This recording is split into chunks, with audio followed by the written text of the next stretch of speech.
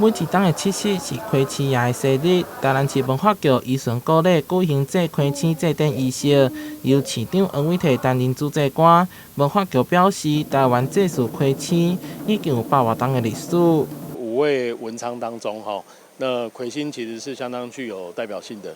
那我们赤坎楼的这个文昌阁的魁星爷，也一直是非常灵验的。开青是掌管学问甲考试的神明，保庇学生考试顺利、金榜题名。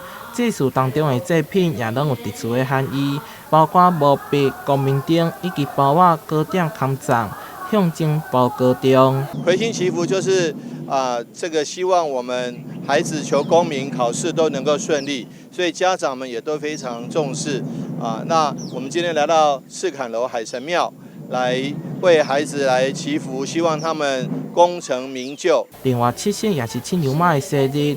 台南市中西区开良宫今仔日也举办做16岁成年礼仪式，青少年依循传统科仪，祭拜青牛妈，让青牛妈停灯仪式，象征当大人。市长王伟摕也亲自到场祝福，希望每一位满16岁的青少年会当成为好的公民。